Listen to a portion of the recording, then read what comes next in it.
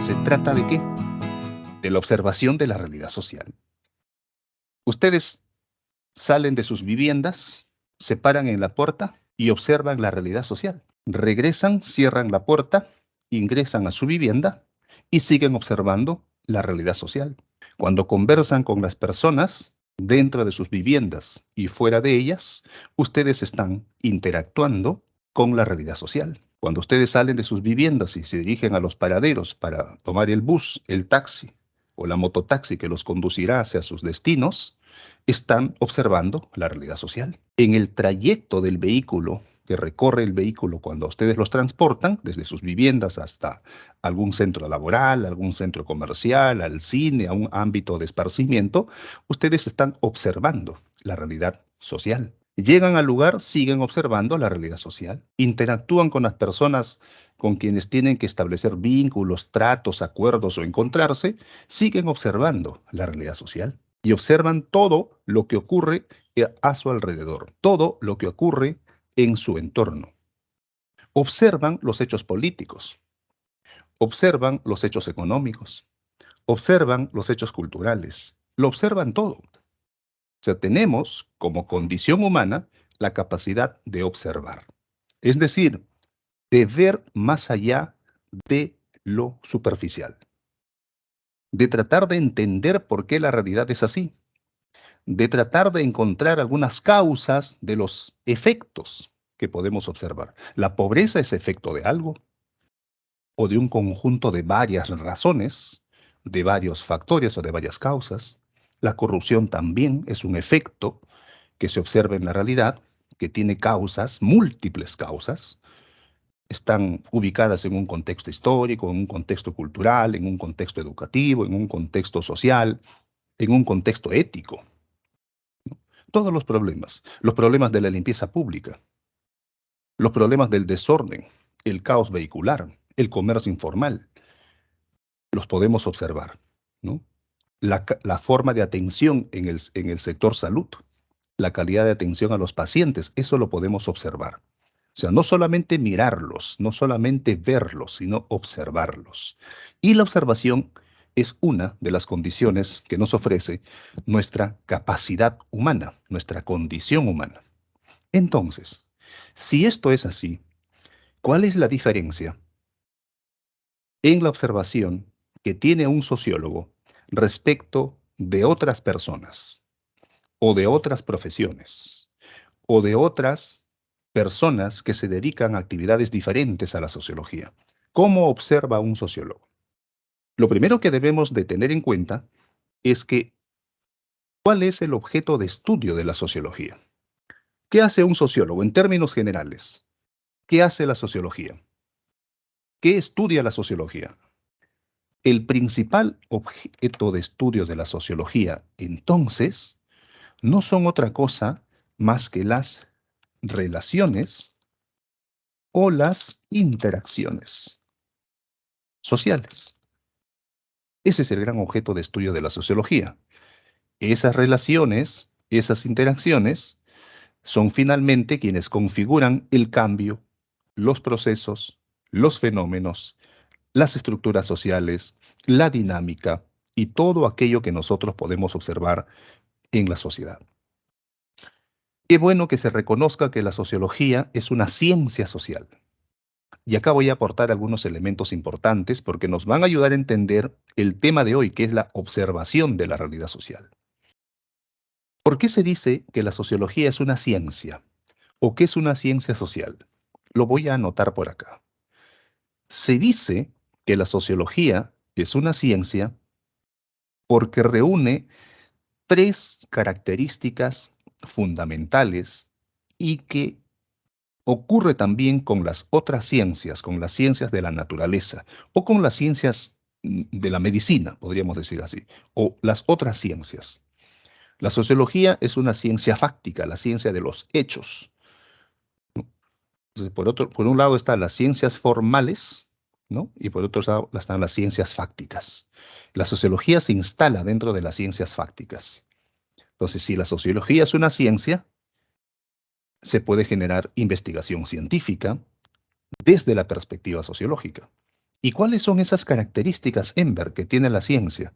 Bueno, la primera característica es que la sociología tiene un objeto de estudio que ustedes ya muy bien identificaron. O sea, sabe qué estudiar. Claro, la sociología no estudia las plantas, no estudia los animales, no estudia ese tipo de elementos que existen en la naturaleza. Estudia las relaciones, la interacción social, lo que ustedes han dicho, y las consecuencias de estas relaciones e interacciones, como los fenómenos, los procesos, las dinámicas, el cambio, la historia, el pasado, etc. Primera característica, tiene un objeto de estudio. La segunda característica es que tiene un método, o tiene método, o métodos, la segunda característica. Y la tercera característica es que la sociología realiza el estudio de esta realidad a partir de un conjunto de teorías. Es decir, para poder estudiar a la realidad social, la sociología hace uso de las teorías y de los métodos. Teorías sociológicas, métodos de la investigación social. ¿De acuerdo?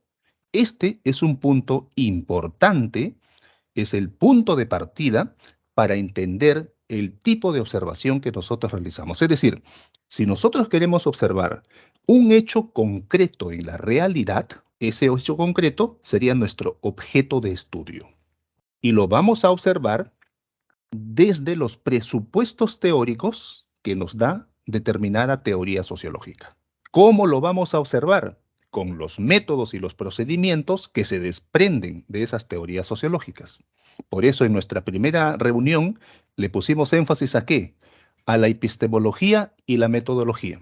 Epistemología, todo aquello que tenga que ver con el conocimiento, cómo conoce el hombre la realidad, cómo construye conocimiento el hombre sobre la realidad. Y la metodología, los procedimientos para conocer esa realidad. Y cuando estamos ante esa realidad, ahora mucho más delimitada, llamado objeto de estudio, surgían dos preguntas. ¿Recuerdan? ¿Qué estudiar? ¿No? ¿Qué estudiar? Lo vamos a poner acá. El objeto de estudio entonces es el qué estudiar, qué analizar, qué investigar. Es el qué. Es el qué. Y entonces los métodos y las teorías constituyen el cómo vamos a investigar la realidad social. ¿Cómo investigar?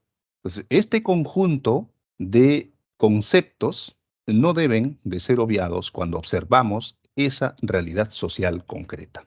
La realidad social es amplia. Nosotros tenemos que delimitar qué cosa es lo que queremos observar. Podemos observar las interacciones entre las personas, entre los pasajeros en un ómnibus. Podemos observar las formas, cómo se organizan las personas para participar en procesos electorales. Podemos observar la cantidad de personas que asisten al estadio. Podemos estudiar las percepciones que tienen los ciudadanos jóvenes sobre el mercado laboral. Podemos estudiar la percepción que tienen los estudiantes de esta asignatura sobre la calidad de la gestión en la Facultad de Ciencias Sociales. Podemos estudiar todas esas cosas. Esos serían nuestros objetos de estudio. Pero si ustedes afinan la observación, se van a dar cuenta que todos esos ejemplos que he colocado llevan como base o son resultado de las relaciones sociales, de las interacciones sociales. ¿Y quiénes se relacionan y quiénes interactúan? En primer lugar, interactúan los individuos, las personas. ¿Quiénes más interactúan? Los grupos. ¿Quiénes más interactúan? Las instituciones. Las instituciones. ¿Quiénes más interactúan? Las organizaciones. Todos, las personas, los individuos interactúan, ¿no es cierto?, entre individuos. Los grupos interactúan con grupos, entre sí. Las instituciones interactúan entre instituciones. Las organizaciones interactúan entre instituciones. Los individuos interactúan con los grupos. Los individuos interactúan con las instituciones. Los individuos interactúan con las organizaciones. Los grupos interactúan con los individuos. Los grupos interactúan con las instituciones. Los grupos con las organizaciones. Las instituciones con los individuos. Las instituciones con los grupos. Las instituciones con las organizaciones. Las organizaciones con los individuos, las organizaciones con los grupos, las organizaciones con las instituciones, pero también aparecen otras instituciones de mucho más peso o poder que se llaman, por ejemplo, las instituciones del Estado. Y por otro lado, en sociedades con modos de producción como el nuestro, la empresa o el sector privado. El Estado representaría el sector público, pero también aparecen otro tipo de elementos con quienes se generan interacción, que pueden ser los organismos internacionales. En esas relaciones e interacciones interactúan también los países, países con sus ciudadanos, países con sus políticos, países con sus empresarios, países con organismos internacionales, empresas con organismos internacionales. Entonces vamos viendo que ese gran objeto de estudio de la sociología no es otra cosa más que una gran complejidad. Miren las flechas hacia dónde se dirigen. Es múltiple, es ida y vuelta, es muy complejo. Miren ese entramado de la sociedad. Estoy tratando de modelar ese entramado de la sociedad. Miren lo complejo que es. No son otra cosa más que relaciones. Y esas dinámicas que se muestran ahí, ¿qué cosa generan? Fenómenos sociales, procesos sociales, generan cambio, generan desarrollo. También pueden generar subdesarrollo, pueden generar crecimiento, como pueden generar también contracción, es decir, lo contrario al crecimiento. Entonces, ahí está el gran objeto de estudio de la sociología. Y nosotros podemos ir delimitando para quedarnos con un hecho social en concreto. Pero hay algo más que deben de tener en cuenta ustedes. Este llamado objeto de estudio de la sociología se ha ido clasificando según las distintas perspectivas teóricas.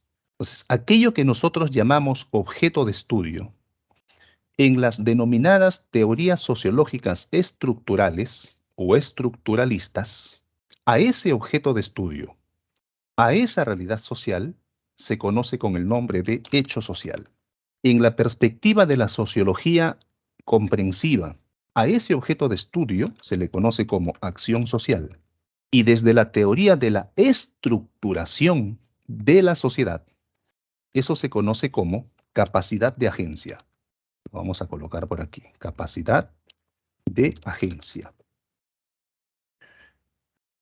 Mientras que quienes proponen al objeto de estudio o a la realidad social como hecho social, el individuo es alguien que está sujeto a las estructuras existentes porque son externas a él y que son coercitivas a él y lo dominan, pues la acción social nos dice que el individuo puede ir estructurando o puede ir generando nuevas relaciones a partir del cual trazará sus medios de subsistencia o sus estrategias de sobrevivencia. O sea, aquí ya estamos frente a dos perspectivas, el hecho social, que es lo estructural, y la acción social, que es desde el punto de vista comprensivo.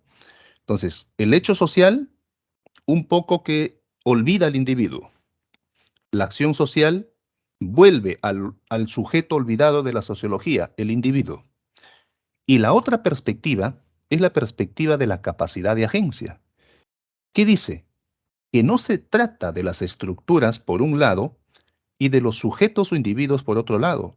Se trata de la integración de ambos. Y eso genera algo que en la teoría sociológica se conoce como estructuración. Es decir, el sujeto, el individuo, tiene capacidad de influir. Eso es la capacidad de agencia, capacidad de hacer, capacidad de actuar. No es que esté sujetado, no es un sujeto sujetado por las estructuras, ni tampoco es un sujeto que deambula solo. Tiene capacidad de construir nuevas formas ¿de qué? Nuevas formas de relaciones. Entonces, eso es que debemos de reconocer como el principal objeto de estudio de la sociología. Bien, entonces, este marco general e introductorio que estoy ofreciendo en la sesión de hoy nos va a ayudar a comprender mucho mejor el tema que pasaré a explicar. Entonces, veamos cómo funciona esto de la observación de la realidad social. Ojo, lo vamos a hacer desde la sociología. Y ya hemos reconocido que la sociología es una ciencia. Y si es una ciencia, tiene un objeto de estudio, tiene teorías y tiene métodos. Veamos cómo funciona eso. La realidad social concreta. Todo esto que está pintado de azul, imaginemos que es la gran realidad social concreta o simplemente realidad social. Es decir, vamos a mirar un aspecto de esta realidad social. Puede ser, por ejemplo, aquello que nosotros podemos distinguirlas como las desigualdades entre los individuos, como las desigualdades entre los grupos sociales, o las diferencias que existen entre las personas, las diferencias que existen entre los grupos sociales, o utilizando otro término, las inequidades que existen entre los grupos sociales. En esa realidad social concreta, amplia, inmensa, universal, inacabable, hemos identificado un aspecto en específico. ¿Cómo se llama ese aspecto en específico? Se llaman las desigualdades que existen entre los individuos, entre las personas y entre los grupos. Claro, ahí estoy mencionando a las instituciones, a la empresa, al Estado, a los grupos sociales, a las organizaciones, a las instituciones, etcétera. Todo lo que coloqué en ese entramado que estaba multicruzado por múltiples flechas, ¿no? Como un conjunto de múltiples interacciones y de relaciones.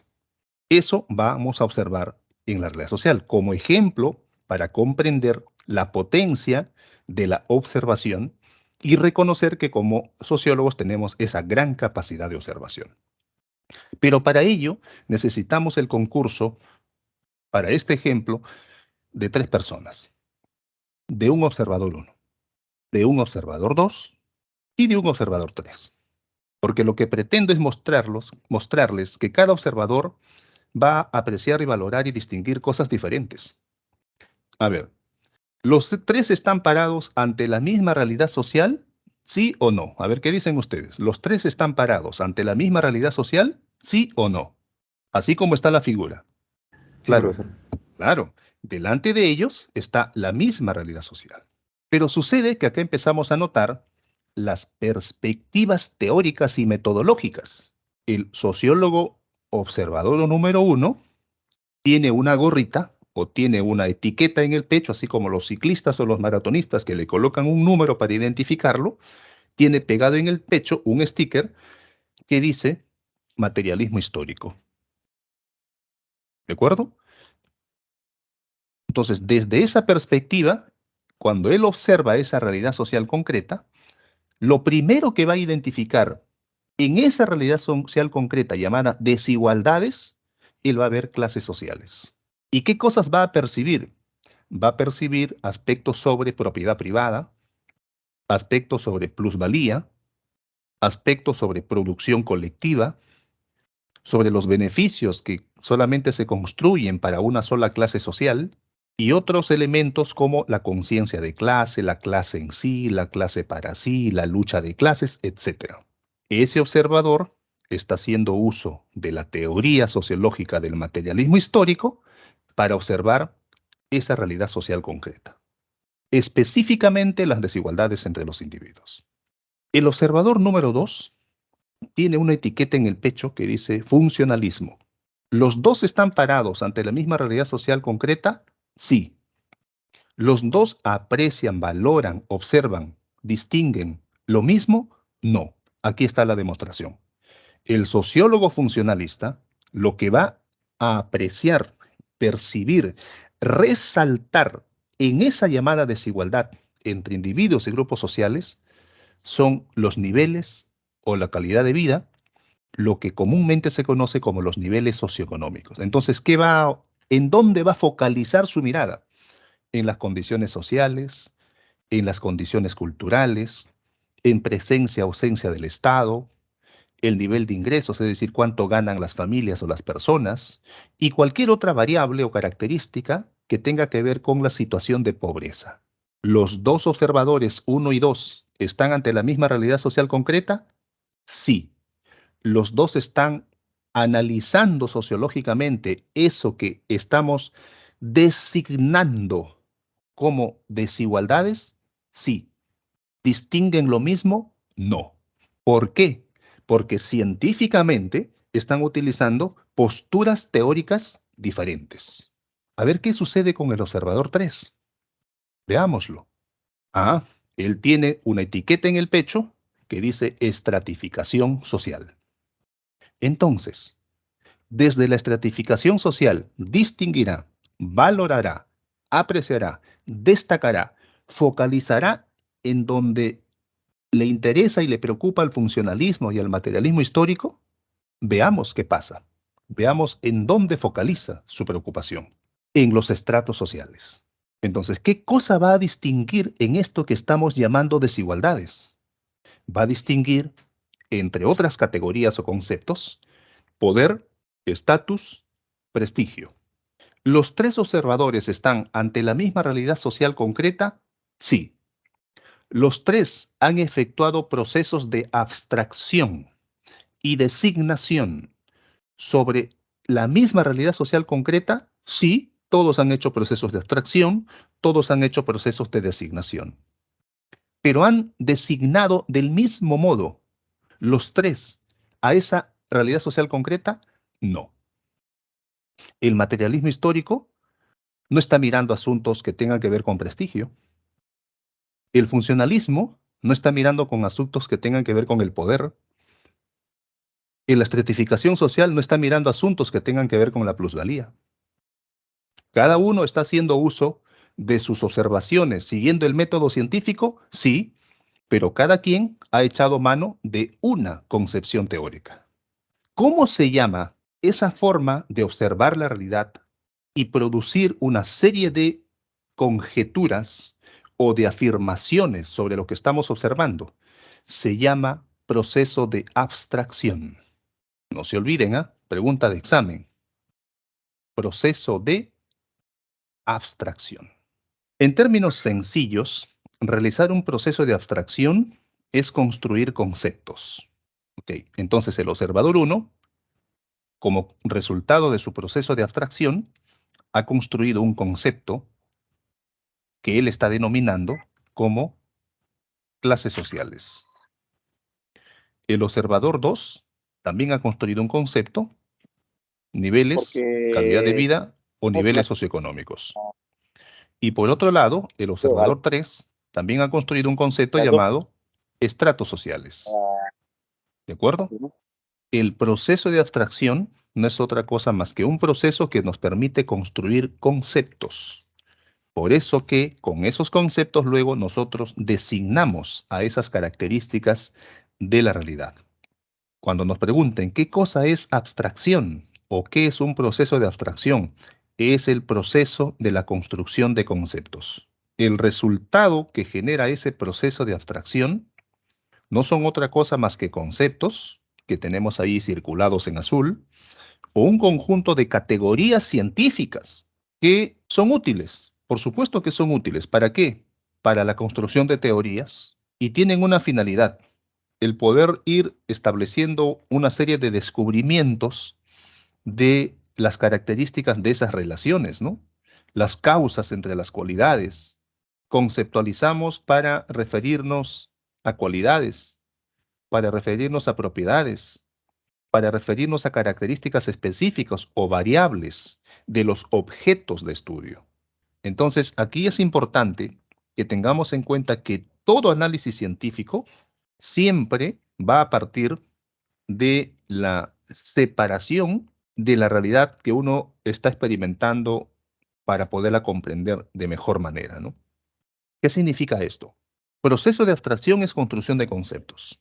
O sea, uno construye conceptos, categorías, palabras, conceptos, categorías, con lo que uno destaca características o propiedades de una realidad concreta. Entonces, ¿cuáles serían esas características, atributos o propiedades que en su proceso de abstracción identifica el sociólogo que tiene o que sigue la corriente teórica del materialismo histórico? Pues identifica la propiedad privada, identifica la plusvalía, identifica la producción colectiva. ¿Qué significa la producción colectiva? Es decir, la masa de manera colectiva produce para que el beneficio sea aprovechado por un solo individuo. O también el concepto de conciencia de clase, que no es otra cosa como piensan las personas. Proceso de abstracción no es otra cosa más que el proceso de la construcción de conceptos, de categorías, que están ancladas o que proceden de una teoría científico-social. Todo proceso de construcción de conocimiento científico en el campo de las ciencias sociales y específicamente en la sociología son resultado de procesos de abstracción. Y al construir esos conceptos, nosotros designamos a la realidad. Por ejemplo, a esta realidad llamada desigualdades entre individuos y grupos sociales, la estamos designando, denominándole, poniéndoles un nombre. Designación es ponerles un nombre a esa realidad. Esa realidad se llama clases sociales, para el observador 1. Esa realidad se llama niveles socioeconómicos, para el observador 2. Y esa realidad se llaman estratos sociales, para el observador 3. Procesos de abstracción. Si en este momento salimos a la calle y yo observo que dos personas, una pareja de esposos, adultos mayores, transitan por la vía pública y pasan unos jovenzuelos y los escupen, entonces yo no voy a decir, mira, los escupen. Como yo soy un sociólogo que sigue el método científico y mi observación es rigurosa, yo estaré diciendo, mira, aquí estamos frente a un hecho de desviación social. Otro dirá, estamos ante un hecho de anomia. El otro dirá, estamos ante un hecho de precarización de la educación. Estamos ante un hecho de falta de respeto, dirá alguien. Cada uno de estos conceptos que yo he utilizado los he extraído de teorías sociológicas diferentes. ¿Se han referido a lo mismo? Sí. ¿Han apreciado y valorado lo mismo? No. Distintas formas de apreciar una misma realidad. ¿Y cómo se llama ese proceso en donde el observador 1 denomina a estas desigualdades como clases sociales y el observador 2 a esas mismas desigualdades como niveles socioeconómicos y el observador 3 a esas mismas desigualdades como estratos sociales? Se llama proceso de designación? Es decir, los conceptos que se utilizan para denominar a las características que nos interesan en una determinada realidad social. Bien, entonces, cada uno de los que están allí observando, observan lo mismo, pero distinguen cosas diferentes. ¿Por qué? Porque están siguiendo un método a la luz de una teoría que ha permitido focalizar los aspectos que a ellos les interesa destacar. Entonces, la observación funciona así. La observación sistemática. ¿Por qué sistemática? Porque sigue un orden que establece el método científico. ¿Cuál es ese orden? Que utiliza un abordaje teórico y utiliza un procedimiento de observación. Pero además de hacer esa observación, ya en su proceso de análisis, cada uno de estos tres observadores, continúa también avanzando, va hacia aquello que se conoce como procesos de representación. El sociólogo, el investigador sociólogo, el analista sociólogo, no solamente designa a la realidad. El investigador sociólogo también representa a la realidad y tiene formas de representarla. Es un proceso de representación. La representación generalmente puede ser desde el punto de vista de los números, aquello que ustedes han mencionado, ¿no? Un compañero mencionó allí que puede ser desde un enfoque cuantitativo, dijo, o que puede ser desde otra perspectiva, desde un enfoque cualitativo. Es la forma de representar a la realidad. Entonces, el observador que sigue el enfoque teórico del materialismo histórico Pues cuantitativamente distingue dos números, dos grupos humanos, dos clases sociales. El funcionalismo distingue 5 a 7 niveles socioeconómicos. El estrato A, el estrato B, el estrato C, el estrato D, el estrato E, el estrato F. Dos, cuantitativamente. El que sigue la corriente de la estratificación social puede distinguir el estatus de una persona por el número de participaciones que tiene o por el número de pertenencias que tiene a instituciones que simbólicamente representan instituciones de influencia. Por ejemplo, pertenece al Rotary Club, pertenece al Club de Leones, pertenece al club donde juegan tenis, pertenece al club donde juegan golf, ¿no? Está adscrito al círculo tal, el estatus, pues. Eso es cuantitativamente a cuántas instituciones de influencia pertenece. Pero también lo podemos representar cualitativamente. El materialismo histórico dirá que existen condiciones materiales de existencia. Las condiciones materiales de existencia dice que construyen una conciencia social. Es decir, el hombre piensa como vive. Si vivo en condiciones de pobreza, esa pobreza tiene una influencia revolucionaria que me va a hacer construir una conciencia social revolucionaria. Y si vivo en condiciones de riqueza, esas condiciones materiales de riqueza van a hacer que mi conciencia social sea reaccionaria. Es decir, a reprimir a aquellos que protestan contra el sistema hegemónico y dominante. El observador 2 desde el funcionalismo también puede tener representaciones cualitativas e empezar a identificar cómo las personas perciben las condiciones de su hogar. Si es que en este momento se encuentran en buenas condiciones, si es que consideran que dentro del próximo año van a seguir igual o peor, o si el estado en el que se encuentra ahora ha mejorado o ha empeorado. Son construcciones de las condiciones de vida de sus hogares. Eso se conoce como construcción fenomenológica. Y ustedes podrían profundizar el tema estudiando la sociología fenomenológica. Y el observador 3 también puede hacer representaciones cualitativas, o sea, sin usar números. Entonces podría decir que el prestigio es algo que le abre las puertas a las personas, que no tienen que luchar tanto como lo pueden luchar aquellas personas que no tienen prestigio. Es decir, tienen todo ya prácticamente ordenado en su entorno y las puertas se le van a abrir.